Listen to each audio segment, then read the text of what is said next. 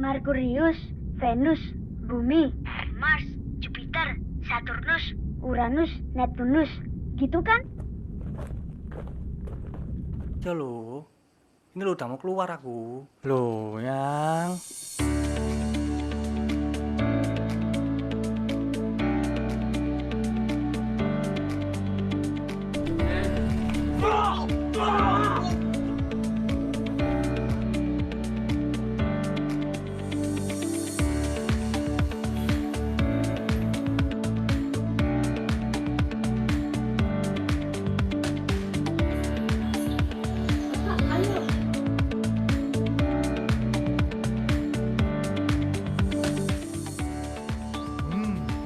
Enak sekali masakan ibu. Habis ini aku ikut bapak ya, Bu. Nanti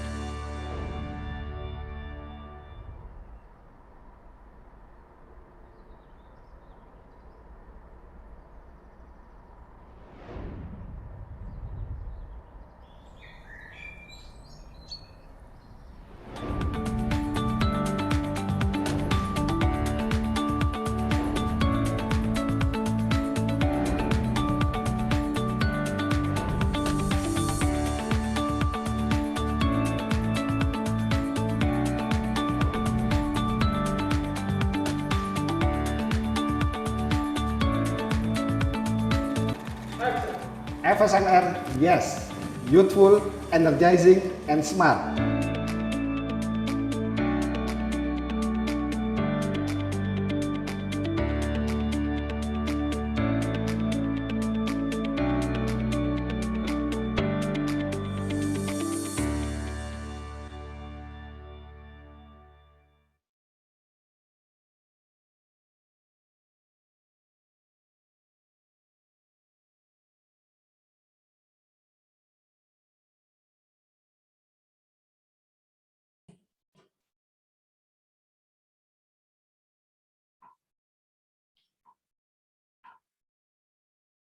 Baiklah, hadirin peserta seminar sekalian, langsung saja kita masuki rangkaian acara selanjutnya, yaitu seminar sesi paralel di hari pertama.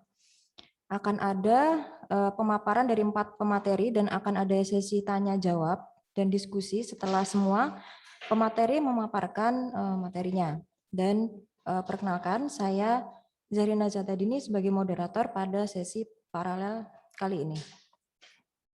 Sebelumnya saya ingin menyapa Bapak Ibu pemateri dan peserta yang kami hormati, Ibu Danisa Diah Oktaviani MSN, yang kami hormati Ibu Florentina Ginting, yang kami hormati Bapak Johari SSN MSN, yang kami hormati Bapak Muhammad Rain Rosidi, Yang kami hormati Bapak, Ibu, dosen, serta teman-teman, rekan-rekan mahasiswa yang hadir, serta para peserta seminar. Assalamualaikum warahmatullahi wabarakatuh.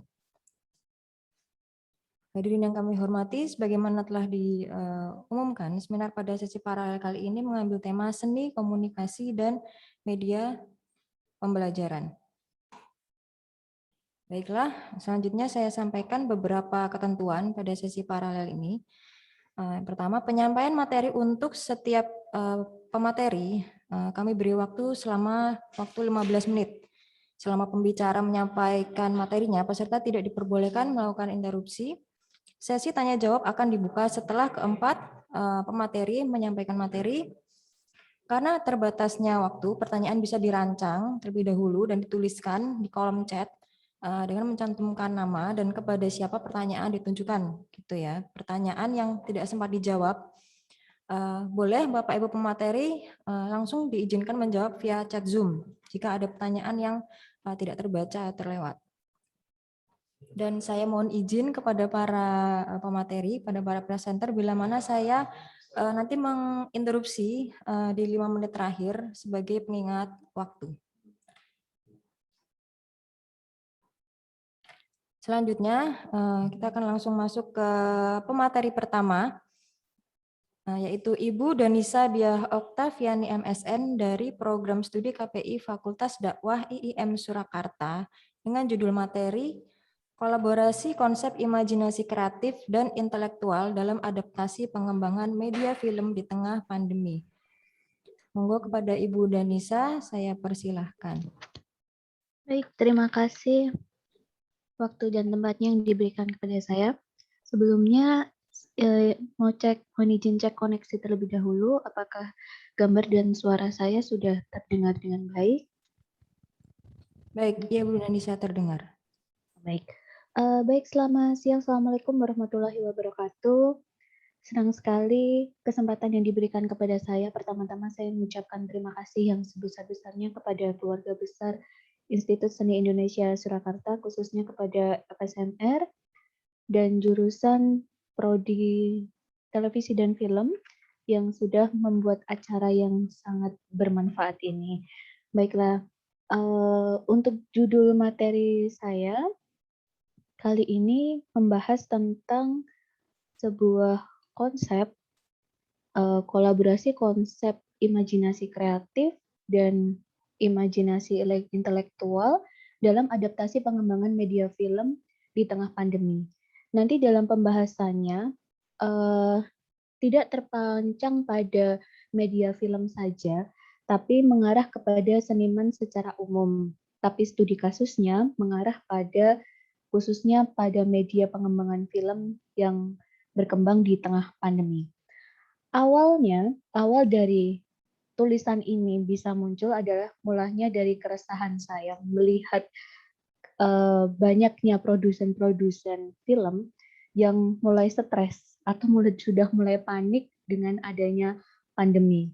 Karena kita bisa lihat film yang berkembang awalnya pada tahun 1900-an dan sampai di Indonesia awal berkembangnya juga sebenarnya kurvanya tidak selalu menanjak, tapi juga ada fase turunnya. Dari awal masuk ke Indonesia sempat menurun di tahun 90-an, mungkin kurang lebih selama 10 tahun, akhirnya film itu sendiri bisa bergeliat lagi di awal tahun 2000. Awalnya ada film Sherina, kemudian disusul dengan film Ada Apa Dengan Cinta, Evel Amin Love, dan disusul film bergenre yang lain, mulai dari genre romance, kemudian komedi, kemudian horor, hingga film itu kembali bergejolak naik lagi, kurvanya menanjak lagi, hingga akhirnya banyak sekali di kota-kota itu sudah bermunculan bioskop baru, dan setiap bioskop itu sudah membuka layar minimal ada 4, mungkin ada 6 sampai 6.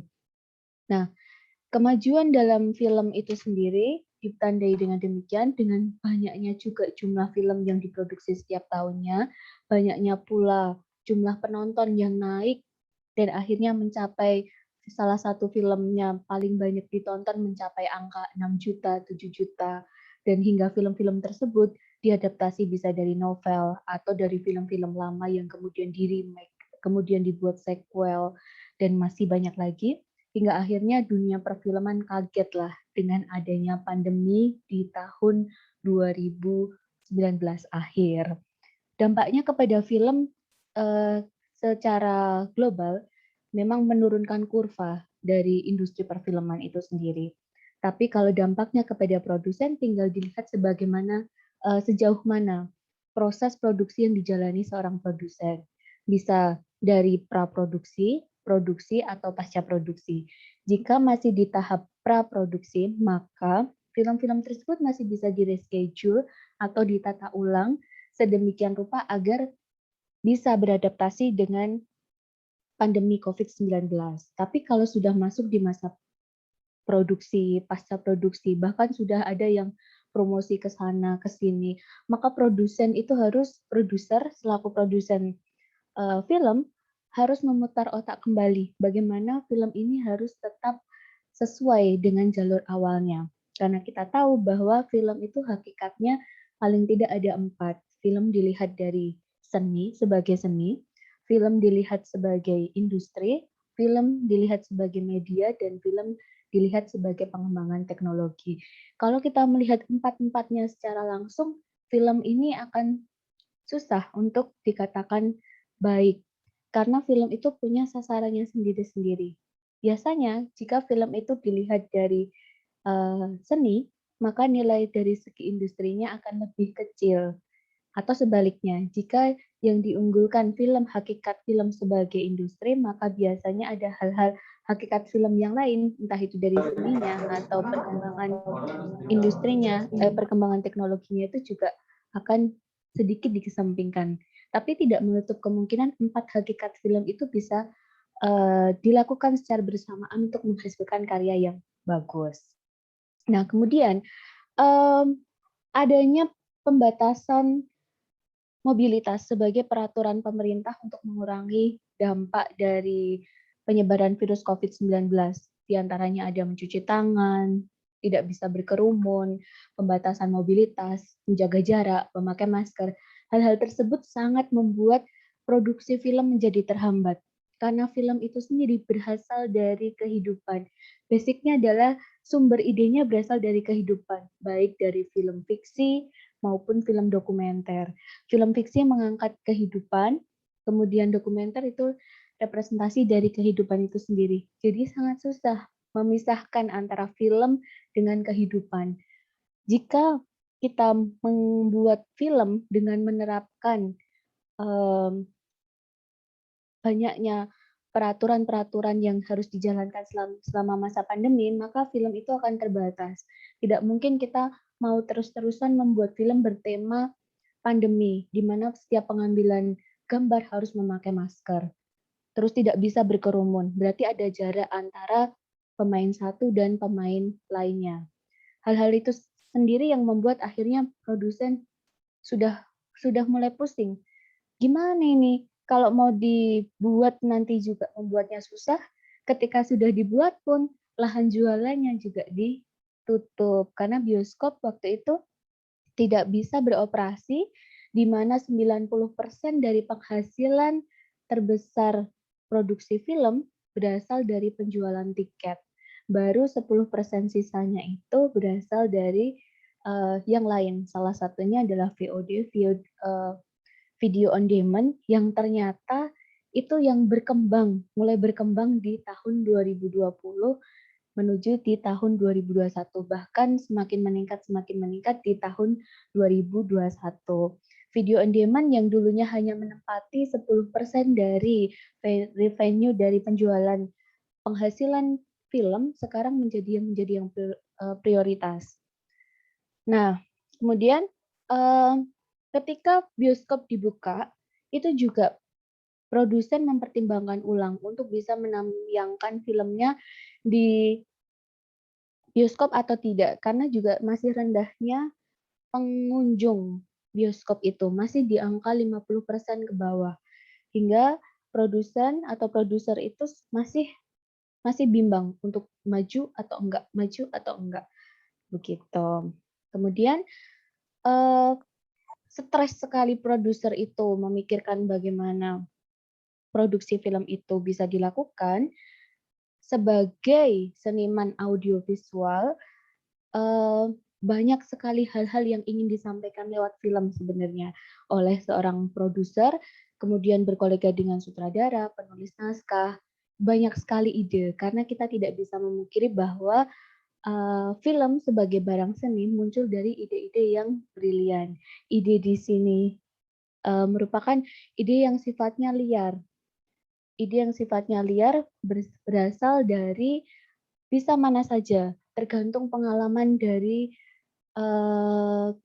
kreatornya. Bisa berasal dari pengalaman. Pengalaman itu sangat banyak, bisa didapatkan dari apa yang dia lihat, apa yang dia dengar, apa yang dia rasakan, dan pengalaman-pengalaman di masa lalu itu setiap orang berbeda-beda, menghasilkan imajinasi yang berbeda-beda juga. Di sini imajinasi juga merupakan sebuah ekspresi artistik dan penggambaran daya kreativitas di mana pengalaman indrawi dipecah menjadi aspek-aspek ingatan, kenangan, dan pengalaman kemudian disusun menjadi sebuah gambaran yang baru. Dengan demikian, setiap sineas itu sudah pasti memiliki ide dan pengembangan yang berbeda-beda. Setiap orang menghasilkan ide yang berbeda, karyanya pun diharapkan juga pasti berbeda-beda. Dilihat dari latar belakangnya, kehidupannya di masa lalu, apa yang terjadi, teman di sekitarnya, lingkungannya seperti apa, akan memunculkan ide-ide yang sifatnya baru. Kemudian, pada kasus tertentu, imajinasi berkaitan erat dengan fantasi. Ide karena tadi sudah bersifat liar, tidak terbatas, bebas, akhirnya masuklah ke ranah fantasi, di mana fantasi itu adalah imajinasi atau khayalan mengenai sesuatu yang benar-benar nggak ada dan tidak terjadi berdasarkan pengalaman yang sudah ada atau pernah dialami. Fantasi dapat menembus ruang dan waktu, bahkan ruang dan waktu ini bisa terjadi di masa lampau, di masa sekarang, di masa depan, atau waktu yang tidak pernah ada. Begitu juga dengan tempatnya. Tempatnya bisa yang ada di bumi, ada di ruang angkasa, bahkan ada yang tidak ada di mana-mana. Misalnya adalah dunia lain atau dunia imajinasi mimpi misalnya. Itu tidak ada penggambarannya dalam dunia kenyataan. Imajinasi ini adalah dalam pikiran sineas yang tidak terbatas, liar, dan aktif disebut dengan imajinasi kreatif. Imajinasi kreatif ini dimiliki oleh seluruh manusia. Mereka bisa berimajinasi dilihat dari apa yang ada di alam pikirnya. Karena imajinasi kreatif sineas ini menjadi penguasa dalam alam pikirannya. Sifatnya liar sekali, bisa kemana-mana. Tapi dalam prakteknya, imajinasi kreatif yang bersifat liar ini tidak selalu dapat diaplikasikan ke dalam dunia nyata. Belum tentu bisa menjadi duplikasi yang utuh ketika direalisasikan. Terdapat benturan-benturan masalah yang harus diselesaikan. Benturan-benturan tersebut muncul karena salah satu contohnya ada di dunia fantasi tadi. Karena di dunia kenyataannya itu nggak ada, mereka harus bisa menghadirkan realitas baru terhadap karya seninya. Dan salah satu caranya agar bisa merealisasikan ide-ide yang ada di kepalanya yang sifatnya liar tadi, harus diadaptasi dalam bentuk yang adaptif menggunakan imajinasi intelektual. Imajinasi intelektual ini sifatnya adalah logis. Ibu, Karena dalam mewujudkan ide 5 menit lagi, Ji. Okay. Dalam perwujudan ide dibutuhkan terobosan dengan pemikiran logis. Aplikasi penerapan perwujudan sebuah karya membutuhkan imajinasi intelektual yang di dalamnya bersifat inovatif dan adaptif. Jadi di sini imajinasi bermain terhadap dua alam, yaitu alam seni dan alam ilmu pengetahuan. Jadi misalnya ketika kita menemukan masalah dalam imajinasi kreatifnya bisa diselesaikan dengan menggunakan imajinasi intelektual. Bagannya seperti ini.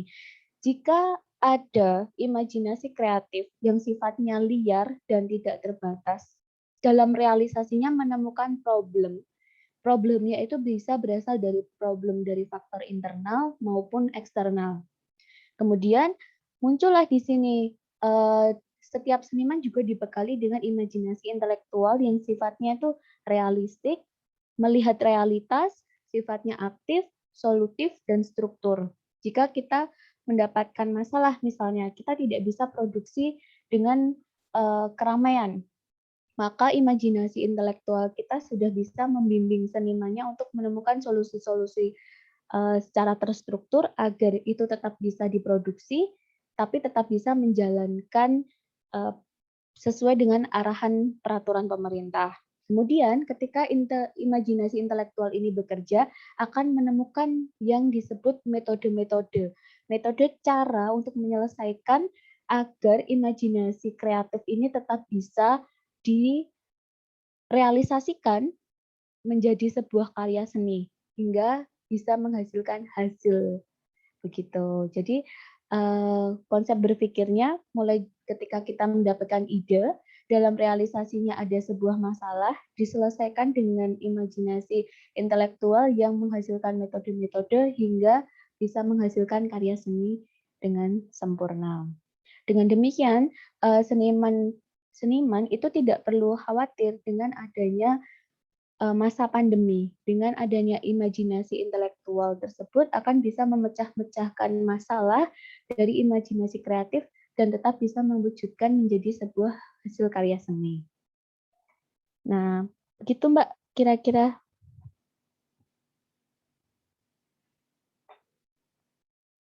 Sampo?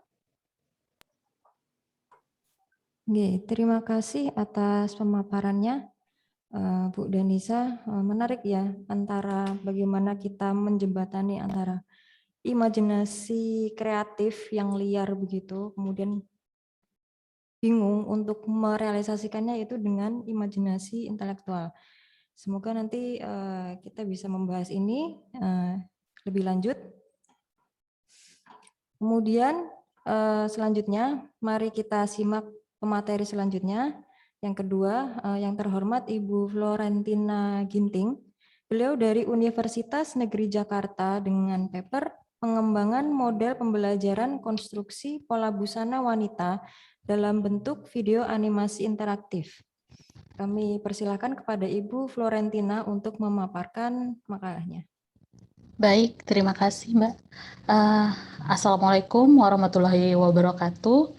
Salam sejahtera buat kita semua. Shalom, Om Swasti, Nama Budaya, salam kebajikan. Yang saya hormati Panitia Pelaksana Seminar Virtual, Kreativitas Seni dan Media Tanpa Batas di tengah pandemi COVID-19. Terima kasih telah memberikan saya kesempatan untuk terlibat dalam seminar virtual ini. Perkenalkan, saya Florentina BR Ginting dari Universitas Negeri Jakarta, Fakultas Teknik, Prodi Teknik Vokasi dan Kejuruan, Konsentrasi Manajemen Fashion. Kesempatan kali ini saya akan mempresentasikan tulisan saya dalam artikel seminar virtual kali ini yang berjudul Pengembangan Model Pembelajaran Pola Konstruksi Busana Wanita dalam bentuk video animasi interaktif. Adapun yang melatar belakangi penelitian saya ini, di mana pola konstruksi busana wanita merupakan mata kuliah yang wajib dan merupakan kompetensi dasar yang harus dikuasai oleh mahasiswa, karena ada beberapa mata kuliah yang saling berkaitan dengan mata kuliah yang lainnya. Jika di mata kuliah pola konstruksi dasar ini tidak tercapai, maka mahasiswa akan mengalami kesulitan untuk ke mata kuliah berikutnya.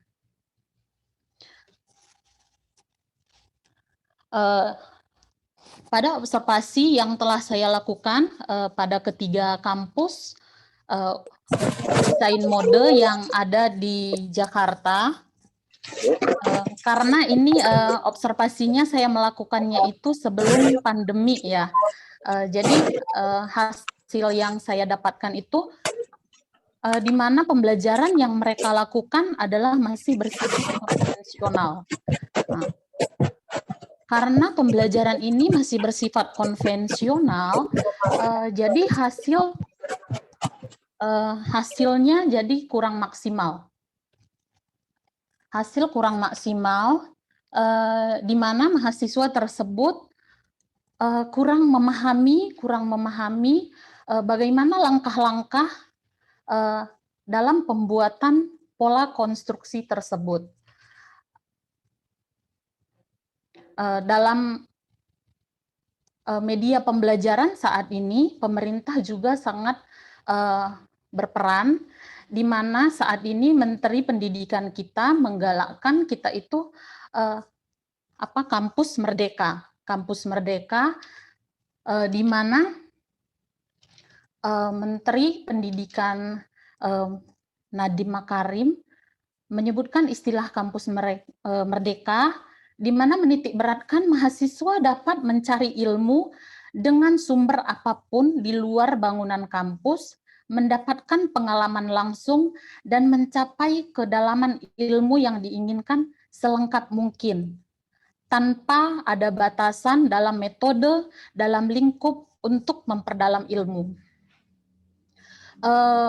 Dalam peraturan pemerintah, PP nomor 19 tahun 2005 pasal 43 bab 6 di sini menjelaskan bahwa standar sumber belajar disesuaikan dengan karakteristik satuan pendidikannya. Dalam pengertian ini, standar sumber belajar sesuai dengan yang dibutuhkan pada saat ini. Saat ini Indonesia dihadapkan pada teknologi yang yang berkembang. Dari observasi yang saya lakukan itu, maka timbul ide saya akan membuat media pembelajaran, yaitu video animasi interaktif, agar pembelajaran tersebut bisa berlangsung dengan interaktif. Di mana pemanfaatan media animasi mampu memperbaiki proses pembelajaran yang berlangsung lebih menarik dan memperjelas atau memperdetail pemahaman-pemahaman yang bersifat abstrak dari materi pembelajaran sampai pencapaian hasil belajar yang lebih baik.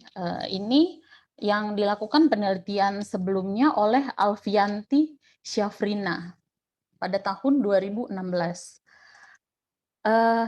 Di mana penelitian ini bukan hasil pemikiran saya sendiri, tetapi sebelumnya memang sudah ada beberapa peneliti yang melakukan. Di sini saya hanya melakukan pembaruan. Penelitian sebelumnya seperti penerapan media video pembelajaran pada kompetensi dasar, membuat pola dasar ROP secara konstruksi di kelas 10 Tata Busana SMK Negeri 6 Surabaya. Di sini hanya menerapkan video pembelajarannya, tetapi saya nanti itu menerapkan video pembelajaran secara interaktif. Lalu yang kedua, pengaruh media animasi pola dasar tata busana terhadap motivasi belajar tata busana. Di sini hanya meneliti motivasinya saja.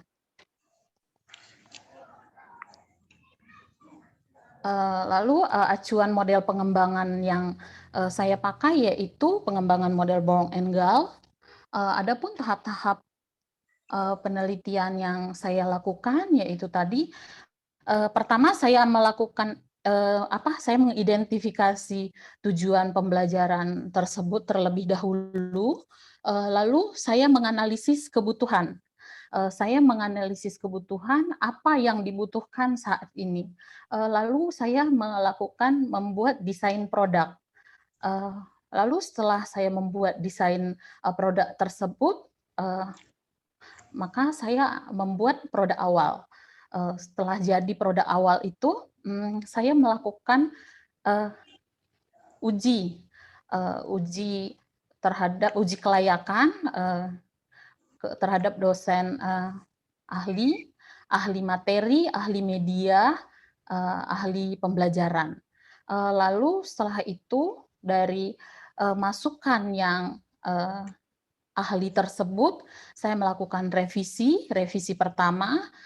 Setelah saya melakukan revisi pertama, saya melakukan uji coba kelompok kecil, yaitu sekitar 10 orang.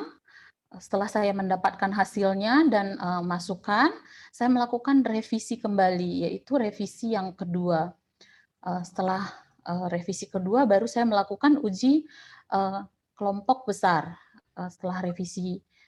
Setelah itu saya melakukan revisi ketiga, lalu produk akhir.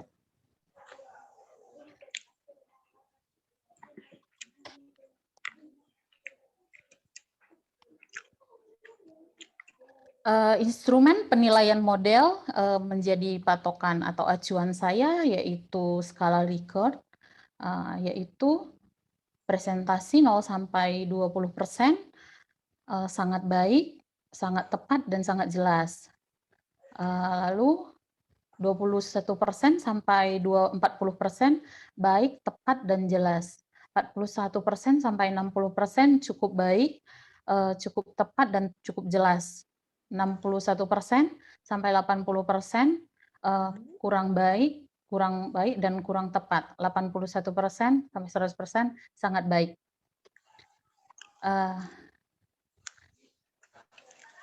Dari penelitian yang sudah saya lakukan, simpulannya di sini saya dapat menyimpulkan, yaitu kelayakan media pembelajaran video animasi interaktif ditinjau dari aspek isi materi, aspek manfaat materi, aspek desain teknis, aspek kemudahan pengoperasian, dan aspek komunikasi berdasarkan penilaian ahli materi, ahli media, dosen, dan mahasiswa.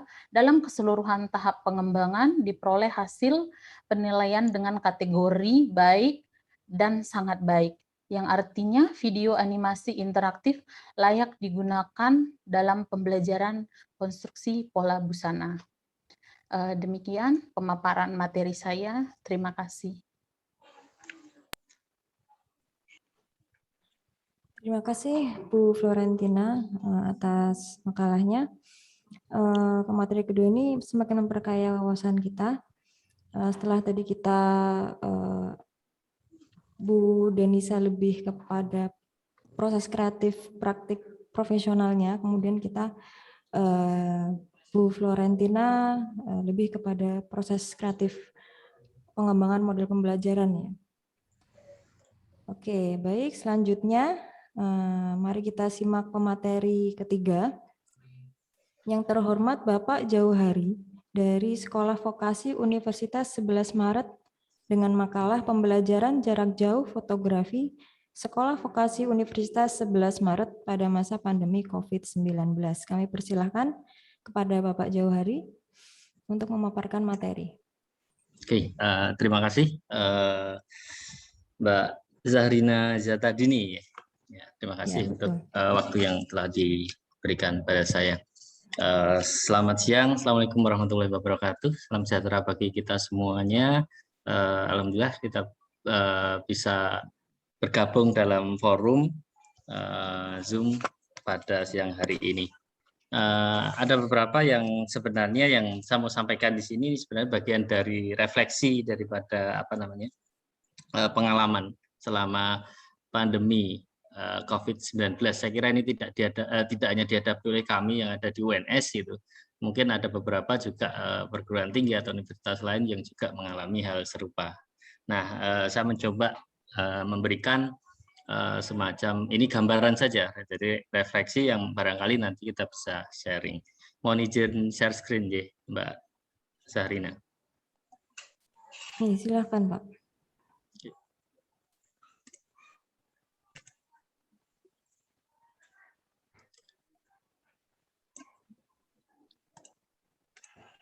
Oke, sampun bisa dilihat ya.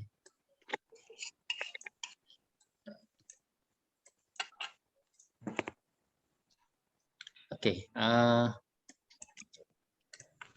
pembelajaran jarak jauh. Jadi fotografi kebetulan di sekolah vokasi Universitas 11 Maret pada masa yakni pandemi COVID-19. Jadi dalam kurun waktu sekitar bulan Maret ya kalau tidak salah, saya masih ingat sekali, baru sekitar 4 kali pertemuan tatap muka kemudian COVID menghantam gitu ya, sehingga mau tidak mau harus diselenggarakan secara PJJ atau jarak jauh. Nah ini juga menjadi persoalan. Nah pandemi COVID ini tentu bertambah ya di bidang pendidikan ya, terutama pendidikan vokasi. Alhamdulillah saya dulu dari awalnya di Fakultas Seni Rupa dan Desain, kemudian saya mutasi ke vokasi, sekolah vokasi di UNS, di mana komponen kurikulum ini cukup berbeda dari yang akademisi. Ya, ini vokasi ini lebih ke 70% mata kuliah praktikum dan 30% mata kuliah teori.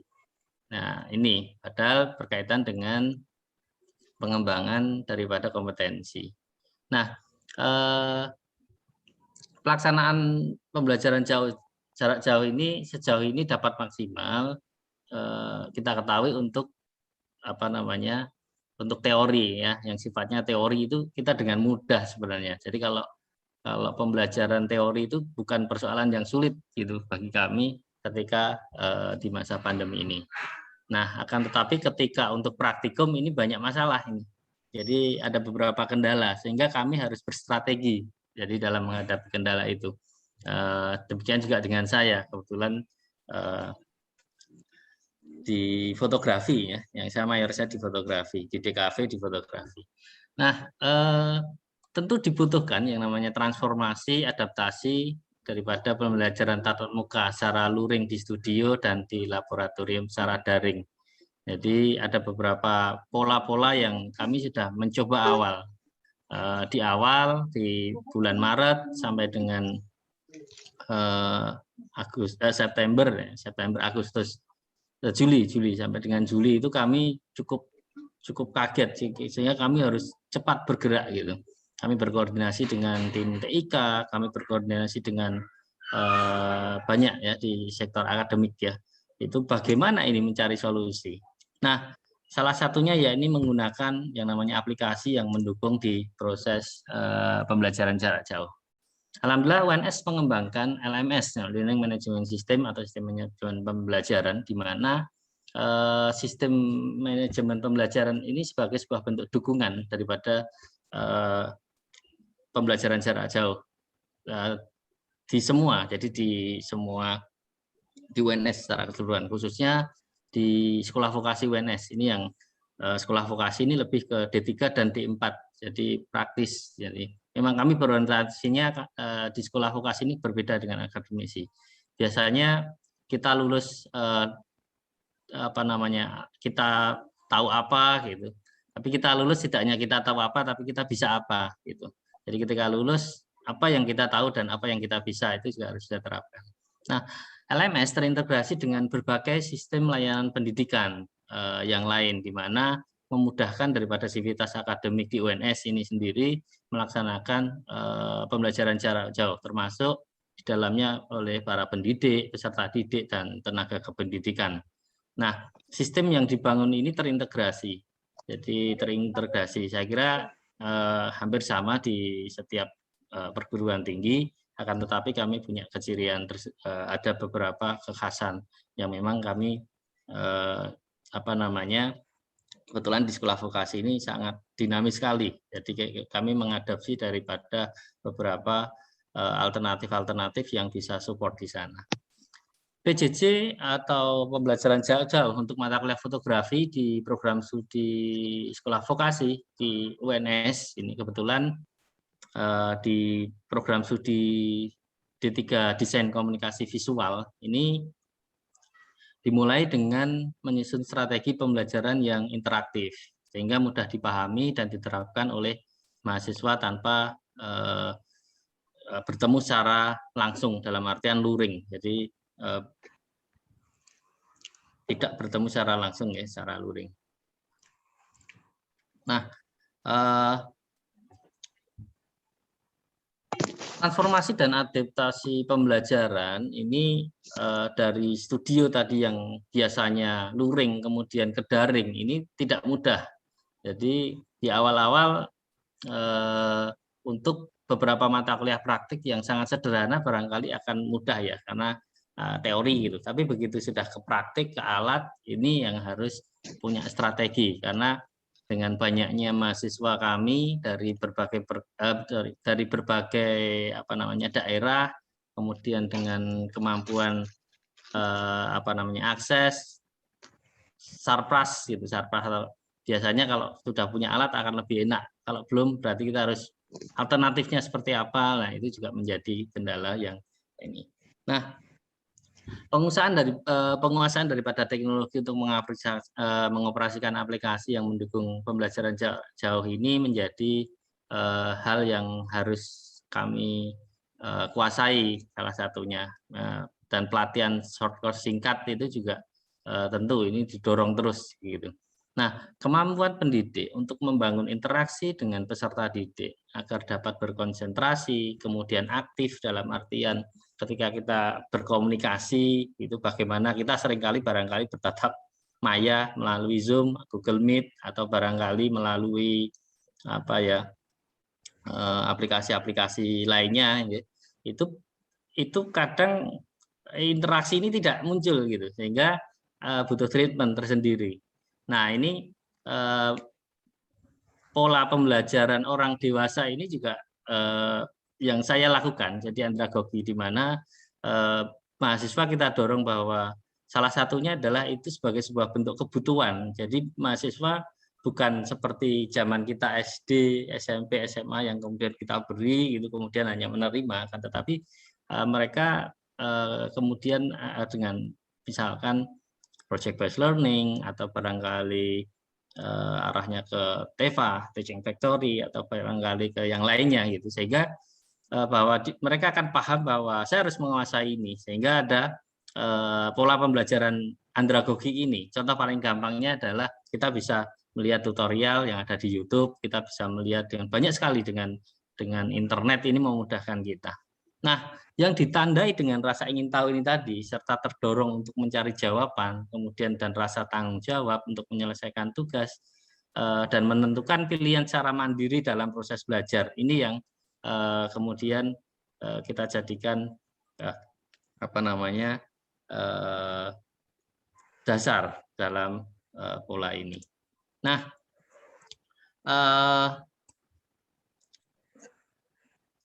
makalah yang saya coba sampaikan ini tadi sudah saya sampaikan bahwa ini refleksi dari proses pembelajaran jauh di mata kuliah fotografi yang di Prodi DKV ini kurang lebih selama 2 tahun. Jadi saya ceritakan tadi kalau tidak salah kita mulai itu 2020 dan sekarang 2021. Jadi hampir mahasiswa kami itu ada yang baru ketemu sebentar kemudian daring gitu. Ada yang dari semester awal belum ketemu, belum tatap muka sampai sekarang gitu, secara langsung ya. Jadi, nah ini tentu kami punya target, salah satunya adalah capaian yang namanya CPL, capaian pembelajaran ini dapat tercapai. Jadi tidak kemudian mengalami penurunan kualitas yang signifikan gitu. Nah, bagaimana pelaksanaan PJJ mata kuliah fotografi di Prodi DKV ini melalui capaian pembelajaran peserta didik, ini melihat bagaimana ini tentu dengan beberapa indikator-indikator penilaian yang saya kira tidak akan saya sampaikan panjang lebar di sini ya, nanti hanya saya cicil beberapa saja. Jadi indikator-indikator ini cukup banyak sekali, seperti halnya ketika kita membuat RPS atau rencana pembelajarannya. Nah, penelitian yang bersifat kualitatif deskriptif ini sumber data pengalaman pribadi sebagai pendidik dan studi pustaka, kemudian ada beberapa saya wawancara dan melakukan beberapa pola-pola yang kemudian saya coba analisa, dan ini masih dalam proses. Jadi ini sebagai sebuah bentuk refleksi saja, di mana analisis datanya saya ambil dari beberapa, kita bisa dengan Excelberg dengan bukunya tentang komposisi, kemudian dan lain sebagainya. Sebenarnya ini saya tulis hanya satu. Oke, dan untuk membaca sebuah karya capaian mahasiswa selama PJJ ini, karena kami di vokasi ini sebenarnya memang ada dua aspek, jadi technical dan ideational. Jadi kalau kita melihat, saya ingat pengalaman ketika saya dulu TPLB menjadi dosen di Jogja dulu setelah lulus itu, dengan Pak Fajar Aprianto itu juga menerapkan beberapa pola-pola yang saya mencoba mempelajari di sana. Bagaimana proses penilaian yang ada di fotografi yang ada di kampus FSMR ISI Yogyakarta waktu itu. Jadi termasuk teknik-tekniknya, dan alhamdulillah ini bisa saya adaptasi di sini. Nah, aspek teknis dan visual estetika ini juga menjadi poin penting ini. Misalkan sudut pengambilan, warna-warni, kemudian komposisi banyak ya, yang biasanya banyak dipakai standarnya itu sepertiga bagian atau rule of third, kemudian simetris, asimetris, golden section dan lain sebagainya. Banyak sekali. Kemudian ritme ini hampir seperti ketika kita belajar nirmana ya, ada cantik itu dimensi pencahayaan, ketajaman gambar, fotografi lebih ke sana, kontras. Dan yang paling penting adalah karena kami di desain komunikasi visual adalah informasi atau pesan yang disampaikan dalam karya fotografi. Utamanya adalah di konsep. Banyak sekali juga kami biasanya kalau saya pribadi memberi pesan ke mahasiswa punya ide, oke, ide itu bahan baku. Kalau kreativitas itu cara memasak. Jadi kalau Anda cuma punya ide aja, tidak ada kreativitas, yaitu nol. Gitu. Nah, ini bagian dari sebuah proses. Nah, strategi pembelajaran jarak jauh untuk mata kuliah fotografi ini yang saya gunakan adalah banyak memanfaatkan daripada fasilitas aplikasi yang digunakan secara umum, Bapak Ibu. Waktunya 5 menit lagi. 5 menit lagi, oke. Seperti fasilitas WhatsApp, kemudian YouTube, kemudian dan banyak sekali. Jadi aspek-aspek. Dan intinya ini dapat berkirim pesan, teks, foto, video dan lain sebagainya. Nah, PJJ saya menggunakan salah satunya video tutorial yang saya unggah di YouTube, kemudian Zoom meeting ini sebagai sebuah ruang, kemudian ada telefotografi ini bahasa saya. Ini singkatnya, ini gambaran saja Zoom meeting yang bisa kami lakukan atau saya lakukan ketika saya mengajar presentasi seperti biasanya, yang saya kira Bapak Ibu juga melakukan. Kemudian kami ada aplikasi OpenCourseWare, di mana kami bisa memantau mahasiswa bahkan mengontak langsung melalui aplikasi ini. Selain itu juga ada Spada, di mana di sini sebenarnya setiap aplikasi ini juga bisa asinkron dan sinkronus. Jadi semuanya bisa. Dan alhamdulillah kami juga dibebaskan menggunakan aplikasi yang lainnya. Ini YouTube. Saya biasanya mengunggah untuk beberapa untuk teman-teman mahasiswa bisa pelajari. Kemudian telefotografi. Ini konsep yang baru saya tawarkan ke mahasiswa dan mencoba di sini. Salah satunya kita menggunakan Yes Utilities yang biasa seperti halnya di Jogja, memotret kemudian menggunakan laptop gitu ya atau komputer. Kemudian ini bedanya adalah di telefotografi ini kita berhubung dengan software time viewer, di mana peserta didik atau mungkin fotografer seperti halnya ketika saya motret di Bali, saya tidak harus di sini, saya bisa kontak Mas Bayu Pramana yang ada di Bali untuk menyiapkan di sana, kemudian saya mengoperasikan dari Solo dan saya bisa tarik itu, misalkan seperti ini. Ini telefotografi. Nah, yang kita bisa juga mengaplikasikan di sini. Dan ini salah satu. Nah, ini saya percepat saja karena tinggal 5 menit ya. Jadi ini karya mahasiswa sebelum pandemi COVID, kurang lebih seperti ini. Kemudian ini karya mahasiswa selama pandemi COVID. Jadi saya kira hambatan, kelebihan, kekurangan pasti ada. Akan tetapi bagaimana kita berusaha untuk lebih baik. Ini saja kesimpulan.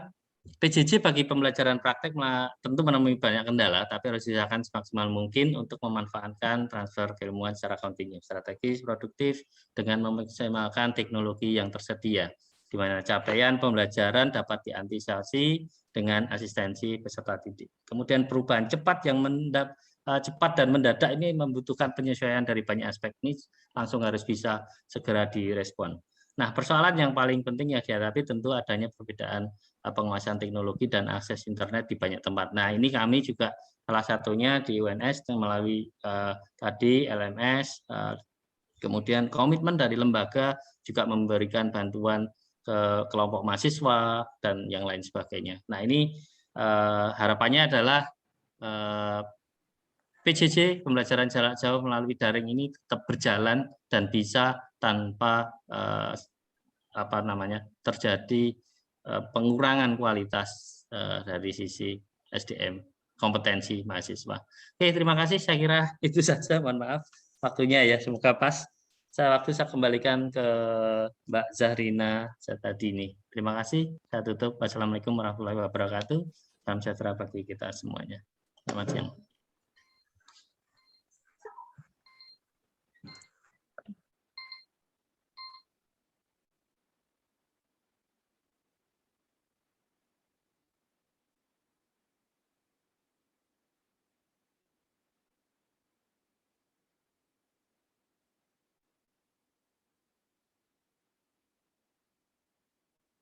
Ya, mohon maaf tadi timernya saya masih menyala. Oke, terima kasih Pak Jauhari atas pemaparan materinya. Sebenarnya menarik ya, cuman waktunya mepet. Oke, selanjutnya kami persilakan kepada pemaparan keempat, Bapak Muhammad Rain Rosidi dari Fakultas Seni Rupa ISI Yogyakarta dengan judul Persepsi mengenai Kreator dan Praktik Kreasi NFT. Perubahan terminologi verified artist menjadi verified creators dalam kelompok percakapan Discord Indo Art Now NFT. Monggo Bapak Rain dipersilakan untuk menyampaikan materi. Terima kasih Mbak Zahrina. Selamat sore hadirin semuanya. Terima kasih kepada Fakultas Media Rekam ISI Yogyakarta yang sudah menyelenggarakan acara ini, dan selamat kepada para panitia seminar virtual Fakultas Media Rekam ISI Yogyakarta atas suksesnya acara ini. Siang ini saya langsung saja akan mempresentasikan apa yang menjadi riset awal saya mengenai NFT, yaitu sebuah gejala baru atau teknologi baru yang kemudian diperkenalkan di masa yang semakin populer di masa pandemi ini. Secara sederhana, NFT itu adalah atau kepanjangnya adalah non-fungible token, yaitu adalah sebuah teknologi kripto yang secara sederhananya adalah sebuah cara untuk melakukan tokenisasi digital terhadap aset digital, baik itu foto, video, ataupun bentuk virtual lainnya, yang kemudian ditokenkan dan akan tercatat dalam blockchain atau buku besar digital, masuk ke dalam buku besar digital yang akan sama dengan jaringan yang mendukung mata uang kripto. Jadi teknologi ini terkait juga dengan munculnya cryptocurrency yang kemudian diperkenalkan di dunia.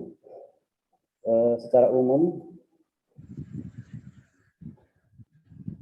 NFT ini dikenal mulai tahun 2014, di mana pada saat itu ada percobaan dari seorang seniman dari New York yang menggunakan peluang dari desentralisasi blockchain yang diintroduksi oleh Bitcoin. Kemudian McCoy sebagai seniman ini mencoba menggunakan peluang-peluang yang ada dalam desentralisasi blockchain ini sebagai eksperimen artistik. Akan tetapi pada saat itu respon dari publik atau kemudian masyarakat yang menjadi user internet belum terlalu besar karena masih baru dan tidak memahami apakah apa yang disebut sebagai NFT itu. Baru kemudian di tahun 2017 ketika sebuah kelompok anonim atau sebuah kelompok digital CryptoPunks membuat 10.000 karakter yang kemudian diedarkan melalui blockchain Ethereum. Secara singkat, yang disebut blockchain ini adalah sebuah sistem yang membuat transfer digital itu menjadi unik dan tidak tergandakan, yang dikenalkan oleh Bitcoin dan kemudian diadaptasi oleh beberapa cryptocurrency yang lain seperti Ethereum, Dogecoin, dan sebagainya. Kemudian ketika masuk ke wilayah seni di tahun 2017, CryptoPunks yang sukses kemudian menyebarkan karakter-karakternya melalui NFT ini menginspirasi Grain sebagai salah satu pendiri dari Super Rare untuk membuat marketplace khusus NFT.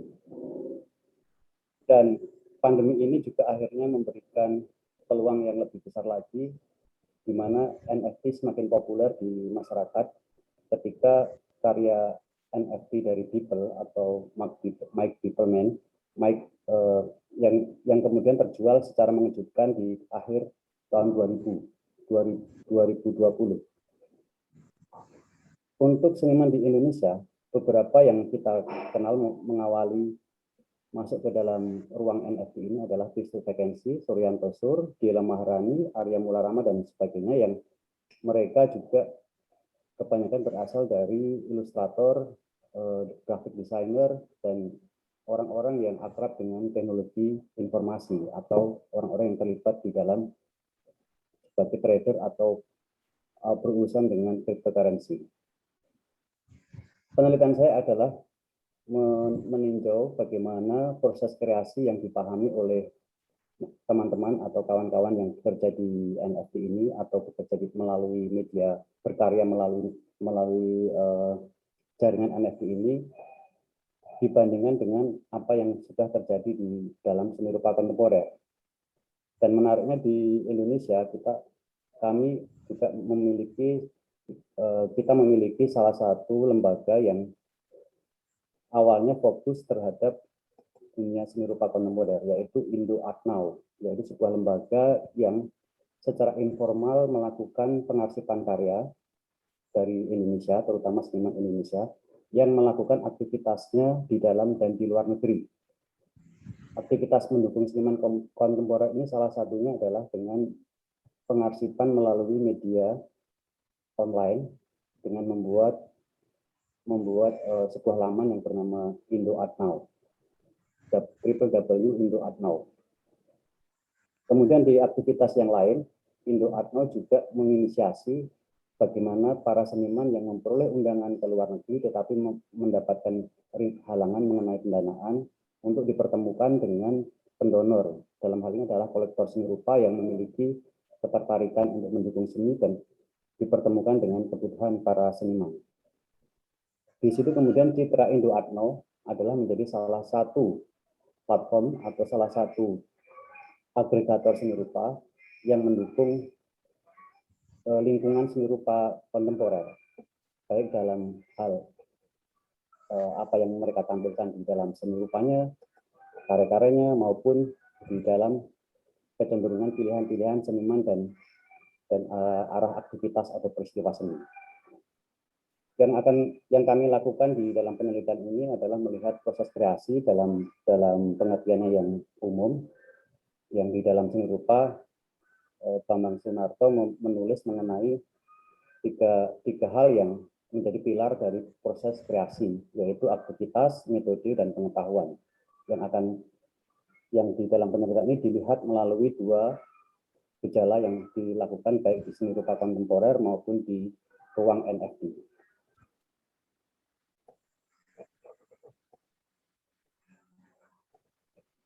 Dan di sisi lain penelitian ini juga melihat proses kreasi menjadi sebuah proses untuk menjadi seniman, yaitu dalam urutannya proses kreasi yang biasa terjadi di dalam dunia seni rupa adalah mengeksplorasi tema, konsep, metode, dan motif.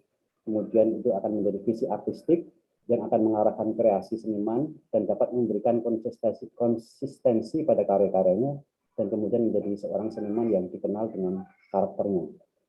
Di dalam hal ini kita akan melihat bahwa yang terjadi di NFT maupun di dunia seni rupa kontemporer akan memiliki beberapa kesamaan maupun perbedaan.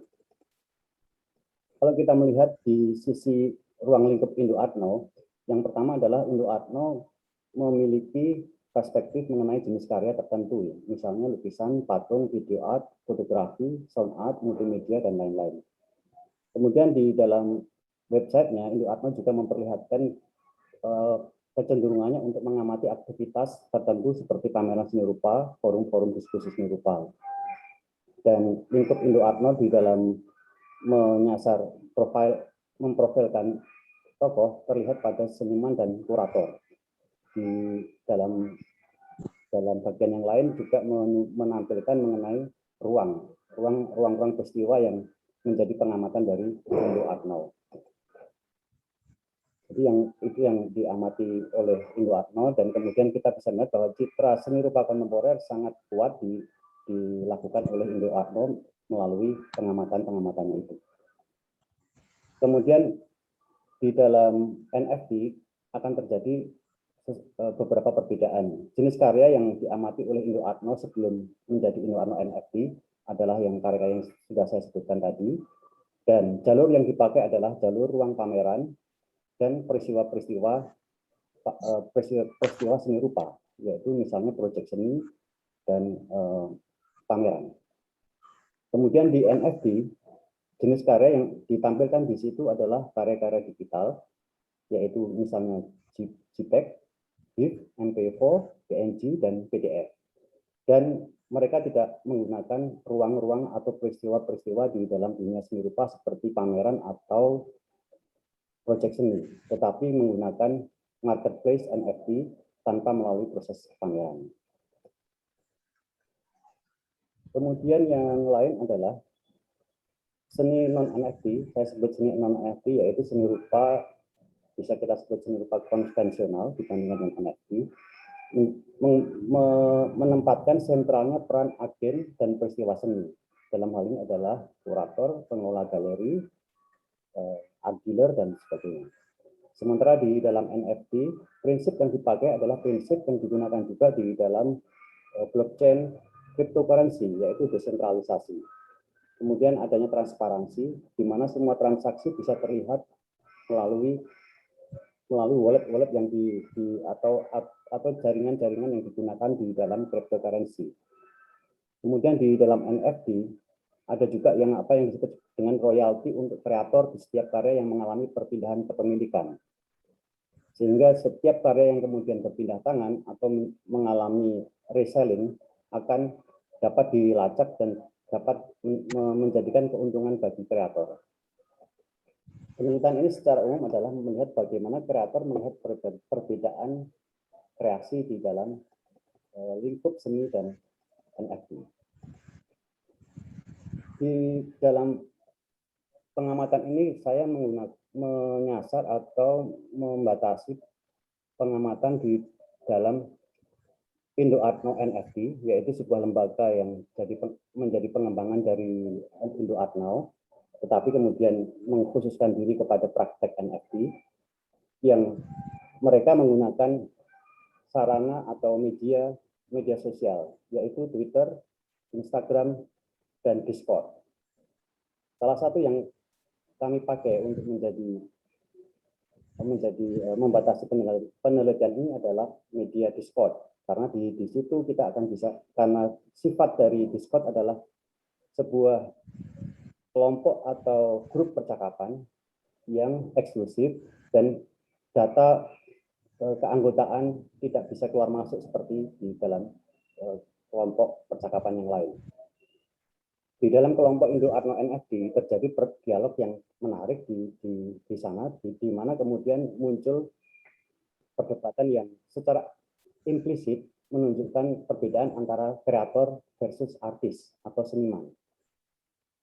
Di dalam wawancara yang kami lakukan terhadap Tom Tandio selaku pengelola Indo-Atno NFT, situasi tersebut digambarkannya sebagai bahwa NFT yang dipahami oleh teman-teman seniman di Indonesia dipelopori oleh ilustrator dan desainer grafis, sedangkan seniman kontemporer adalah sebagai tamu yang datang kemudian. Sehingga di dalam dinamika percakapan di Indo Arno NFT di spot tersebut. Akhirnya pengelola dari Indo Arno NFT memutuskan untuk mengganti istilah kreator, mengganti istilah artis menjadi kreator. Hal tersebut untuk menggambarkan atau mengakomodasi luasnya ruang lingkup NFT yang bukan hanya praktik kesenian kontemporer. Yang saya sebutkan tadi beberapa seniman yang sudah sangat populer di Indonesia, termasuk beberapa nama. Di dalam proses kreasi secara aktivitas kita akan melihat istilah-istilah yang dikenal di dalam praktek NFT, yaitu istilah pertama hooking, sebenarnya adalah untuk menggambarkan proses mengolah karya digital dengan teknik digital. Yang dilakukan biasanya adalah menciptakan karya digital murni, baik itu menggunakan software tertentu atau menggunakan perangkat gadget tertentu, tetapi bisa pula mengubah karya non-digital menjadi digital, seperti melakukan scan karya manual atau kemudian melakukan fotografi terhadap karya manual. Kemudian proses yang lain adalah minting. Proses minting adalah proses menciptakan atau mendaftarkan token terhadap karya digital tersebut. Jadi seniman atau kreator tinggal 5 menit lagi nggih, Pak Rai. Siap, Mbak. Kreator bisa menentukan jumlah karya yang diminting sekaligus bisa menentukan harga yang akan diminting. Kemudian praktek yang lain adalah listing, di mana seniman atau kreator memajang karyanya di marketplace.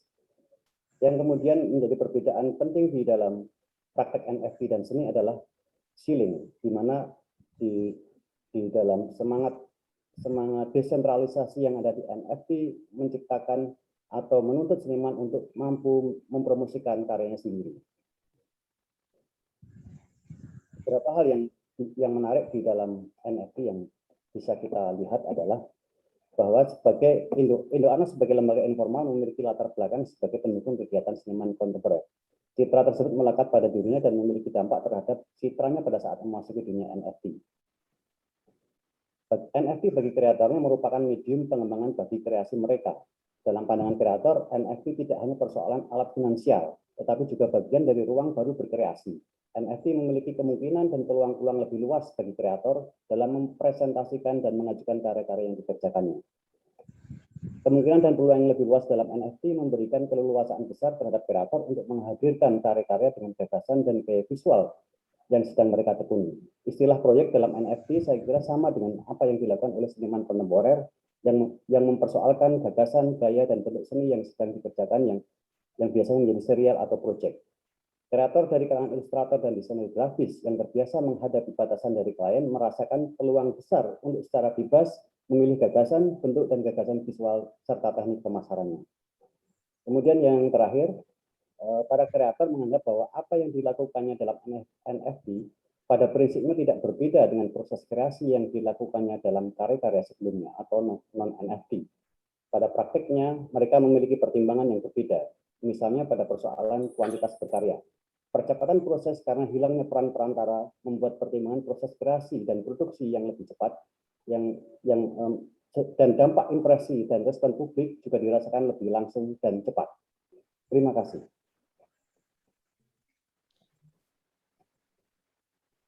Terima kasih. Saya kira saya kembalikan kepada Mbak Zahnisa. Ya, terima kasih Bapak Roy Sidi atas paparannya. Menarik ya, karena saya sendiri juga penasaran dengan NFT itu sendiri.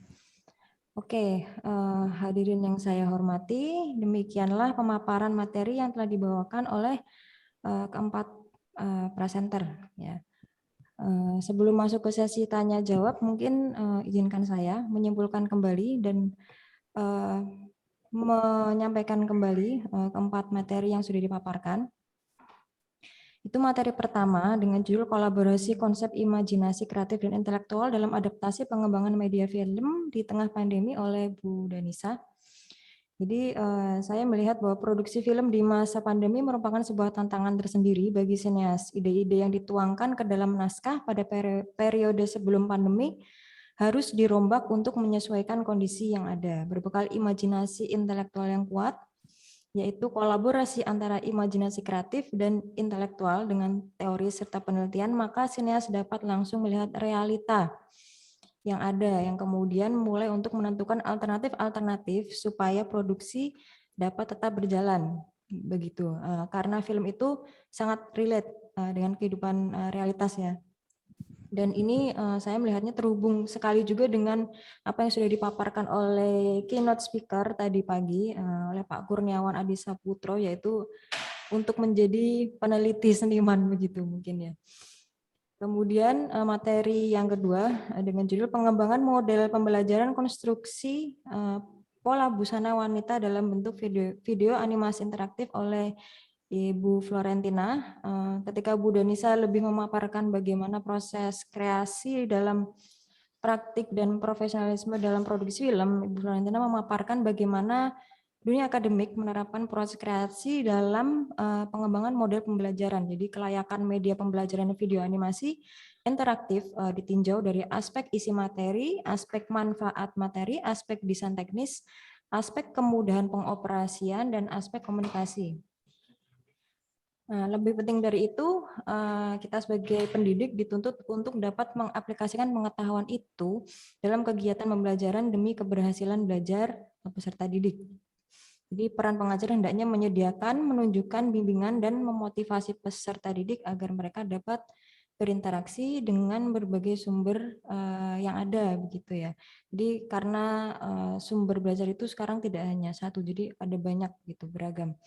Nah, kemudian materi yang ketiga ini pembelajaran jarak jauh fotografi sekolah vokasi Universitas 11 Maret pada masa pandemi COVID-19 oleh Pak Jauhari. Ini lebih seperti menguatkan materi dari Bu Florentina ya, mengenai pengembangan model pembelajaran. Jadi dari sisi pendidik itu dibutuhkan kemauan untuk belajar dan beradaptasi dengan teknologi pembelajaran jarak jauh, serta dituntut untuk secara kreatif membuat materi pembelajaran yang interaktif dan mampu mendorong peserta didik untuk aktif dalam kelas pembelajaran jarak jauh. Dibutuhkan penelitian lebih lanjut mengenai pembelajaran ini dari sisi peserta didiknya agar dapat diperoleh gambaran tentang peluang diterapkannya pembelajaran jarak jauh atau daring di masa yang mendatang agar CPL-nya tetap bisa optimal begitu ya Pak Jauhari. Jadi memang para pendidik di tengah kesibukannya harus mau menyempatkan untuk belajar lagi, meneliti lagi karena perkembangan pengetahuan dan teknologi itu sangat cepat. Kemudian materi yang keempat, persepsi mengenai kreator dan praktik kreasi NFT. Ini saya melihatnya apakah verified artist dan verified creators adalah yang berbeda gitu. Jadi disadari oleh pengelolanya sendiri ternyata sebagai sebuah proses belajar begitu ya, Pak. Jadi proses belajar, jadi sebagai proses kreatif gitu. Proses belajar, proses kreatif untuk beradaptasi dalam menghadapi lonjakan peminatan pada NFT gitu kan. Jadi sekarang banyak orang menggunakan NFT gitu untuk mempublikasikan karyanya dan ternyata perbedaan tersebut tidak terlalu signifikan gitu, tidak menjadi problem untuk sebagian kreator. Begitu kira-kira simpulan dan pengulangan dari saya. Kini tiba saatnya kita masuk pada sesi tanya jawab. Mungkin sebelumnya apakah ada pemateri yang akan menambahkan dari simpulan yang sudah ada? Monggo. Kepada Bu Danisa atau Bu Florentina, Pak Jauhari, dan Pak Rail. Cukup, Jadi Mbak. mohon maaf, kata Mas hostnya, mic saya terlalu kecil. Maaf.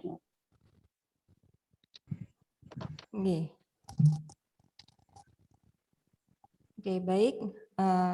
Mungkin dimulai dari pertanyaan yang ada di kolom chat terlebih dahulu ya. Di sini ada Ririt Yuniar kepada Pak Jauhari. Menarik sekali strateginya termasuk telefotografinya. Yang ingin saya tanyakan yaitu apa capaian pembelajarannya, lalu bagaimana borang asesmennya, kemudian wujud project based learningnya bagaimana? Wah, banyak sekali pertanyaannya. Dan problem based learningnya seperti apa? Salam senat dari Ririt, alumni seni pertunjukan dan seni rupa UGM. Monggo bisa langsung dijawab saja Pak Jauhari. Anjir, terima kasih Mbak Zarina. Sebelumnya salam kenal Mbak Ririt Junior ya, 2 bukunya luar biasa, tentang akulturasi budaya di Kalimantan dan 1 tentang becak ya, kalau tidak salah. Salam kenal Mbak Ririt, keren, luar biasa. Kebetulan menginspirasi saya itu bukunya Mbak Ririt. Nah, saya akan coba menjawab. Untuk capaian pembelajaran sederhana sekali sebenarnya. Jadi di mana sangat mahasiswa menguasai kompetensi di bidang fotografi tentunya.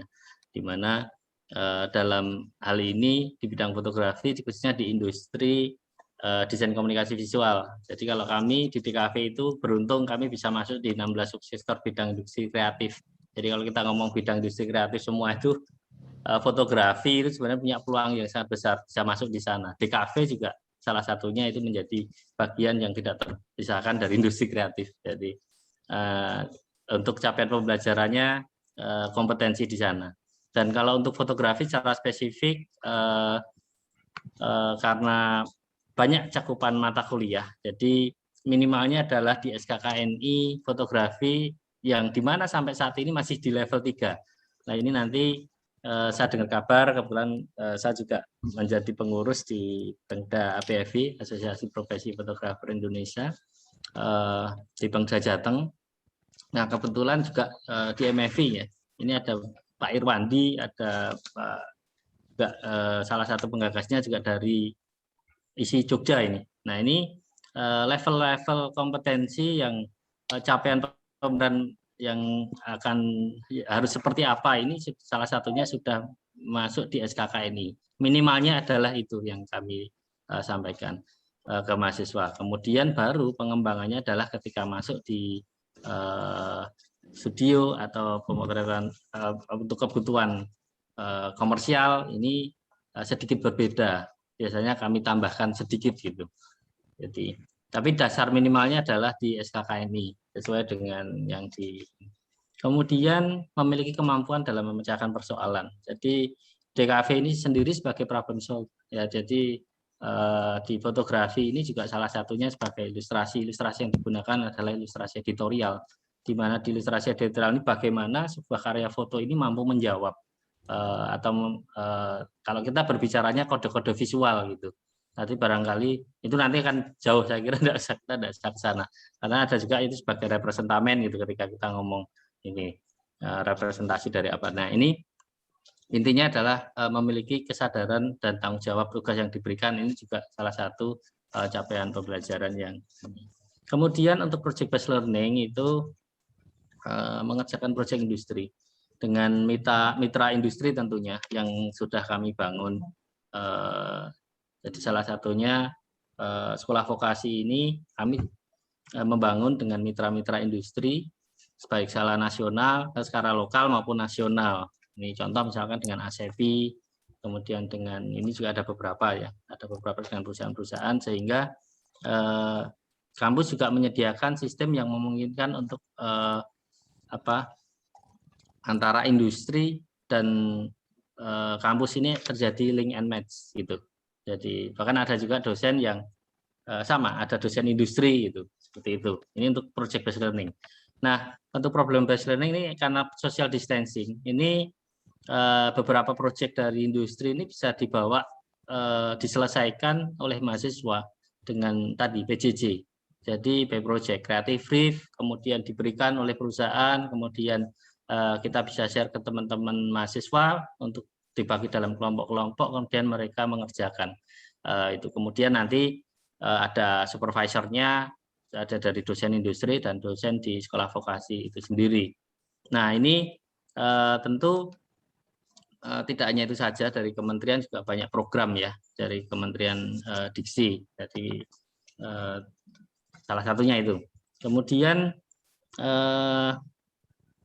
untuk asesmen, untuk kurang asesmen ini lebih pada kriteria-kriteria yang dibutuhkan ini portofolio. Jadi karena kita bisa melihat portofolio, kita bisa membaca dari metadatanya gitu. Jadi kalau file asli kita akan metadata kan bisa kita lacak di sana, kita bisa melihat shortnya seperti apa, kemudian mahasiswa juga bisa menjelaskan secara detail konsepnya, kemudian apakah sesuai dengan kreatif brief dan lain sebagainya seperti itu. Mungkin itu saja, nanti tidak kebanyakan kelamaan. Terima kasih Pak. Terima kasih. Terima kasih atas pertanyaannya. Selanjutnya bisa yang masih di kolom chat dari Atmaja STMM Jogja. Pertanyaan untuk narsum Pak Rain. NFT dan Shutterstock bagi desainer saat ini betul-betul mengubah peta bisnis, eksistensi, dan ekonomi karena sifatnya yang digital, rawan copy-paste, anonim, hacker. Bagaimana pelindungan hak ciptanya di NFT? Itu Pak Rain bisa langsung dijawab. Ya, kedengaran ya Mas Atmaja. Terima kasih Mas Atmaja pertanyaannya. Kalau untuk kasus NFT, perlindungan hak cipta yang karena sifatnya yang prinsipnya desentralisasi, sehingga tidak ada lagi keinginan untuk menciptakan menciptakan agensi atau pihak-pihak yang punya otoritas, sehingga prakteknya adalah di komunitas yang ada di media sosial. Salah satunya adalah melalui Discord, melalui Twitter, dan melalui Instagram. Di dalam beberapa grup Discord yang ada di NFT, ada kanal atau channel khusus mengenai report. Jadi di situ kemudian para pelaku NFT bisa melakukan report terhadap karya-karya yang memiliki atau disinyalir atau memiliki kecenderungan memplagiat atau ada istilah copy minting. Jadi ada beberapa pelaku yang melakukan atau mendaftarkan bukan karyanya, bukan karya yang dia miliki. Beberapa kasus sudah terjadi, dan kemudian pada prakteknya akan ada sanksi secara sosial, secara di kalangan kolektor maupun kreator untuk melakukan hukuman terhadap pihak-pihak atau akun-akun yang melakukan praktek tersebut. Kalau di NFT seperti itu ya. Saya kira kalau di Shutterstock prinsipnya berbeda ya, karena Shutterstock lebih merupakan marketplace yang tidak berbasis NFT, jadi sehingga pihak marketplace bisa melakukan sanksi langsung terhadap pihak yang melakukan pelanggaran terhadap copyright. Mungkin seperti itu Mas Atmaja.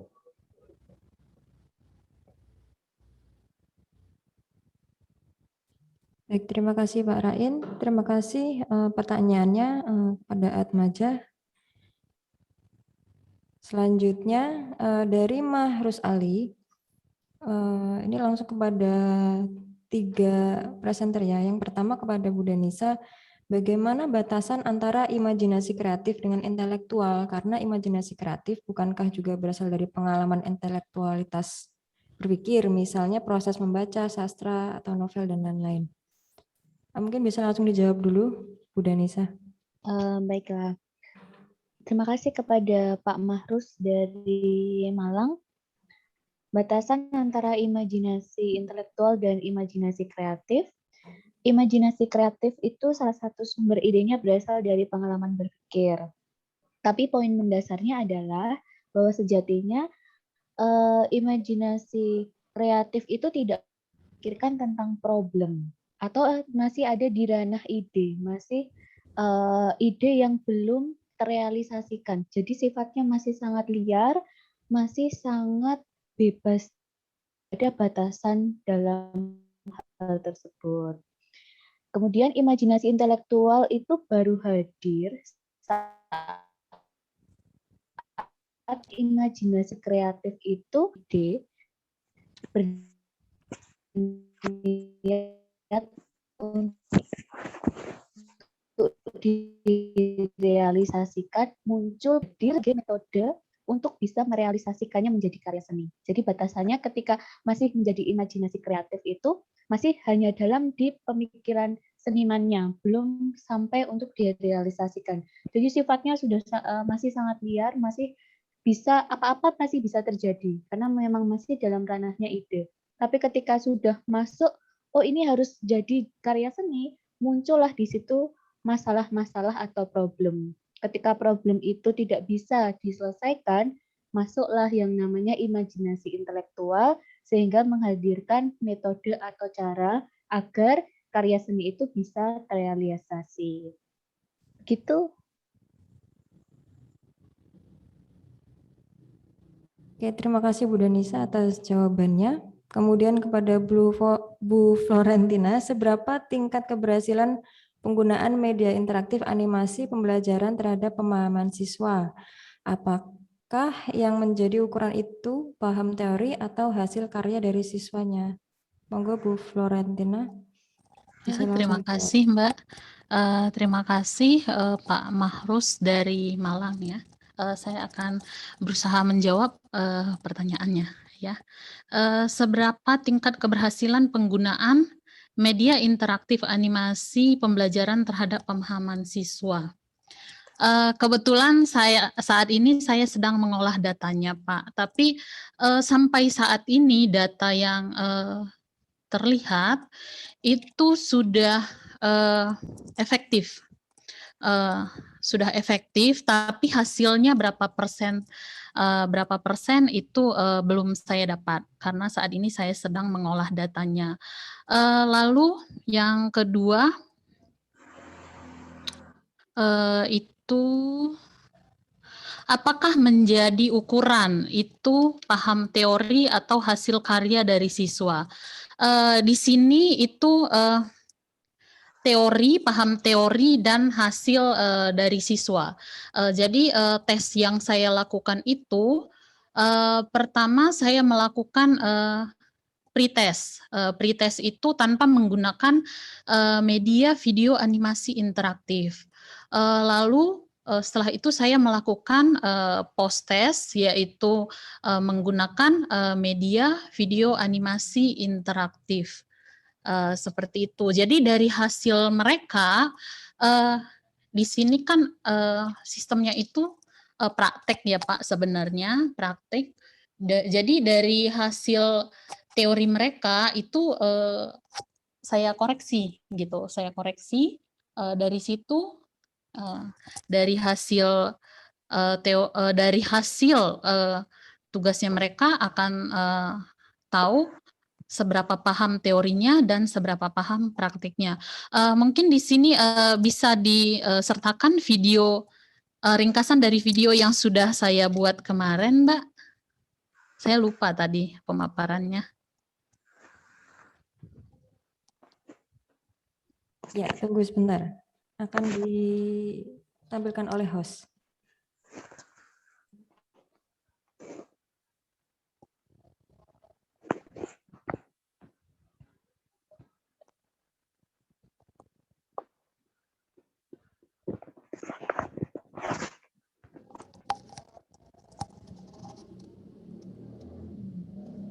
Yang ini ya, Bu?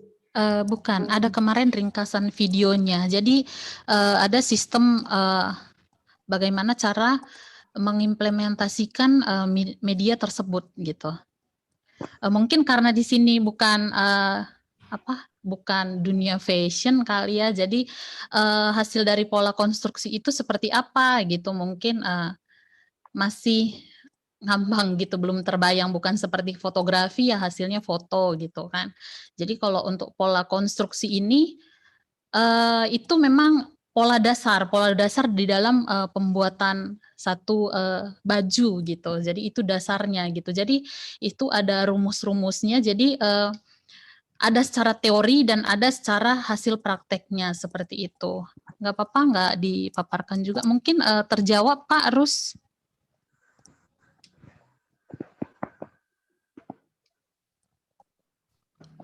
Baik, terima kasih Bu Florentina. Ini saya kepasak terus. Tadi sepertinya videonya belum sempat masuk ke Drive, jadi kami belum bisa menampilkan ya. Oh ya, nggak apa-apa.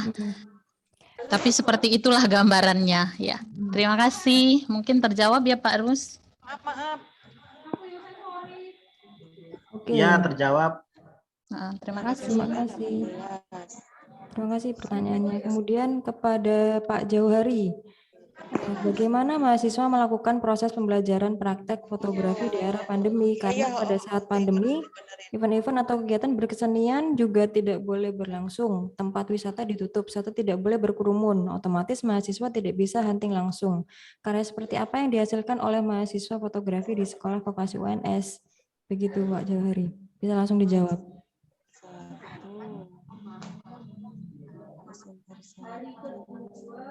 Belum di-unmute sepertinya, Pak. Oke, makasih. Salah satu strateginya ya ini memberi penugasan di mana penugasan itu bisa dilakukan di rumah dan di sekitar. Jadi tidak perlu harus event. Event itu kan lebih ke dokumentasi ya.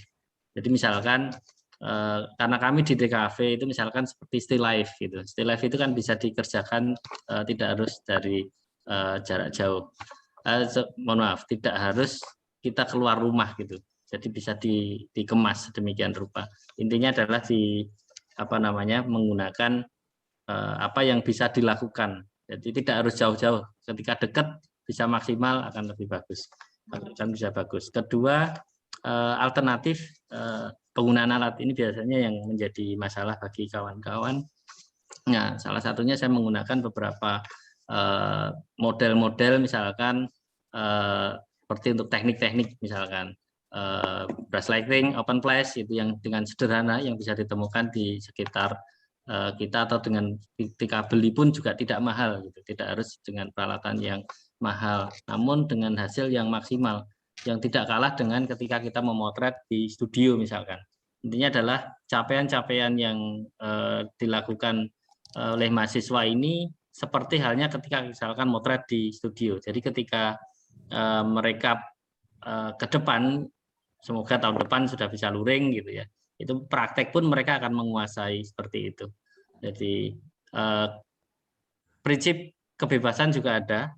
Jadi kebebasan mahasiswa untuk dalam artian tema di sini, tema yang diberikan. Kemudian bagaimana mereka membangun kreativitas tadi. Saya sampaikan bahwa antara ide dan kreativitas, ide dan cara memasak ini. Nah, ini menjadi salah satu indikator penilaian. Kira-kira begitu. Jadi tidak ada masalah di era pandemi pun mereka juga bisa berburu dengan hunting istilahnya dengan yang di sekitar gitu aja. Oke, begitu Mbak. Semoga memuaskan. Ya, terima kasih jawabannya Pak Johari. Terima kasih atas pertanyaannya pada Pak Mahrus Ali ya. Oke, masih dibuka pertanyaan. Yang mau bertanya mungkin bisa langsung raise hand saja untuk langsung menyampaikan begitu. Monggo.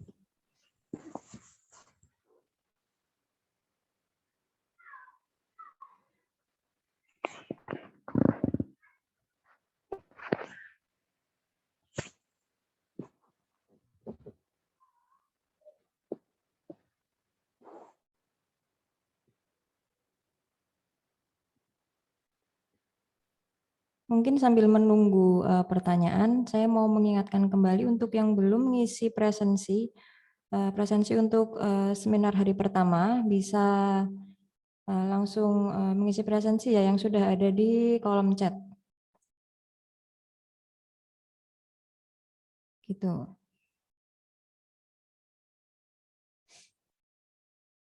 Dan kami juga mengharapkan adanya feedback ya, saran serta kesan Bapak Ibu dan rekan-rekan sekalian dari acara seminar virtual Fakultas Seni Media Rekam. Yang link feedbacknya bisa diisi, yang linknya sudah ada di chat room juga. Terima kasih.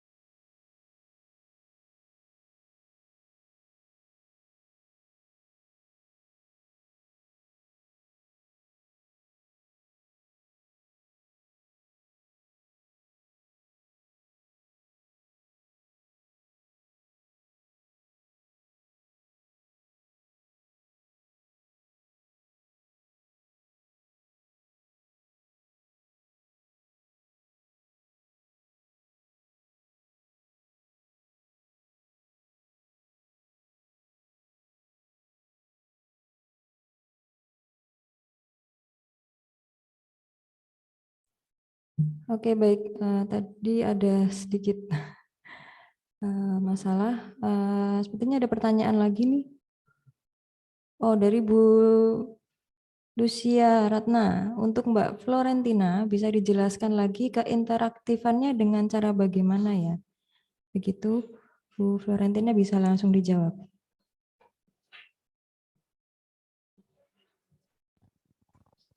Baik, terima kasih. Saya Okem ya. Keinteraktifannya sampai di mana gitu ya. Itu sebenarnya keinteraktifannya itu sebenarnya dia itu videonya yang interaktif gitu. Memang nama videonya karena kalau misalnya video secara langsung itu disebut itu bukan video interaktif, tapi ini memang ada satu aplikasi dia itu video animasi video interaktif atau multimedia interaktif gitu. Jadi di situ semua materi bisa kita sertakan dengan cara interaktifnya seperti apa, dengan cara mendownload aplikasi tersebut, mendownload media tersebut, lalu si mahasiswa tersebut belajar dari media tersebut. Seperti itu. Semoga terjawab. Terima kasih. Ya, terima kasih Bu Florentina. Saya kepleset lagi. Mungkin saya pernah melihat sebuah model video pembelajaran animasi interaktif itu. Ini saya mungkin agak menambahkan sedikit. Mungkin bentuknya lebih kepada seperti permainan begitu mungkin ya, Bu Florentina. Misal kita bisa ikut mengisi pola jahitan atau bisa kita ikut mengklik gitu. Interaktif itu kan berarti ada timbal balik, ada feedback begitu. Iya, betul, Mbak. Jadi di sini kita bisa mengklik materi apa yang kita butuhkan gitu. Jadi misalnya dalam pembuatan pola itu yang dibutuhkan pertama itu misalnya materi mengukur. Kita kan pertama harus tahu ukuran badannya tersebut dulu.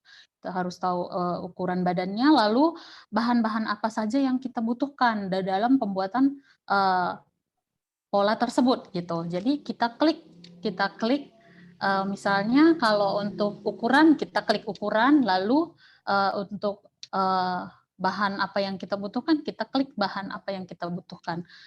Sama seperti halnya ini sih lebih ke arah hampir sama seperti modul ya, modul pembelajaran gitu.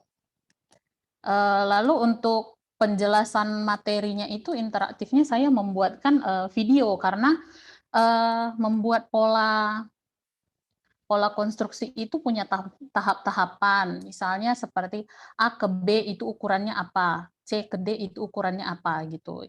Di situ dijelaskan semua gitu.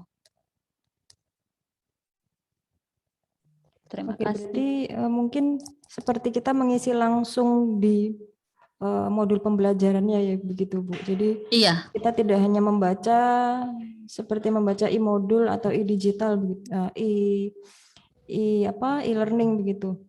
Iya, betul. Mungkin seperti itu. Ya. Betul, Mbak. Oke, terima kasih Bu Florentina. Mungkin ada lagi yang akan memberikan pertanyaan. Bisa resen terlebih dahulu. Atau menambahkan lagi boleh? Oh, bisa. Ya, siapa yang mau menambahkan lagi boleh? Iya.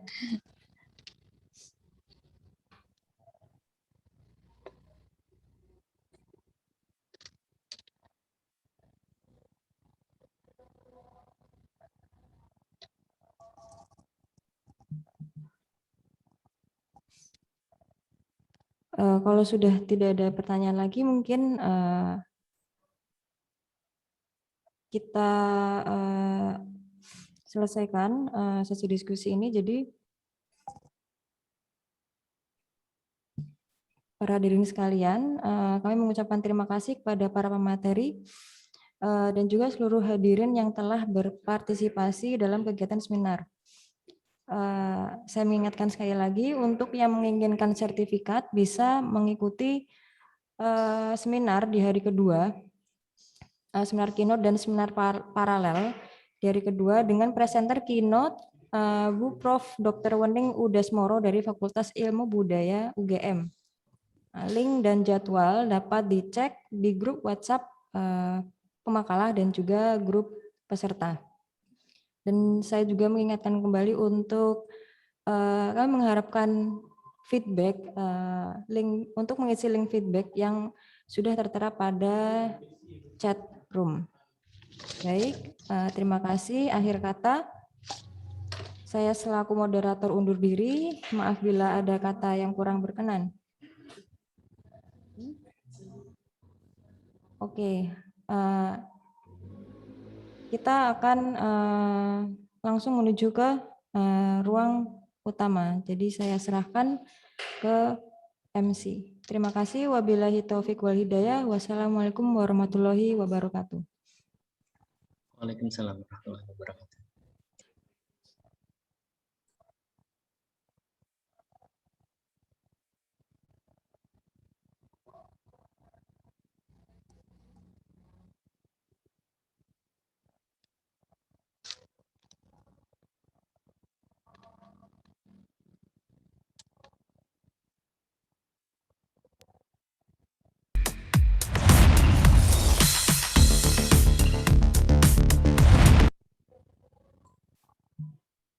Untuk para hadirin bisa leave room untuk kembali hadir di sesi berikutnya besok hari. Oke, terima kasih. Terima kasih. Assalamualaikum warahmatullahi wabarakatuh. Terima kasih.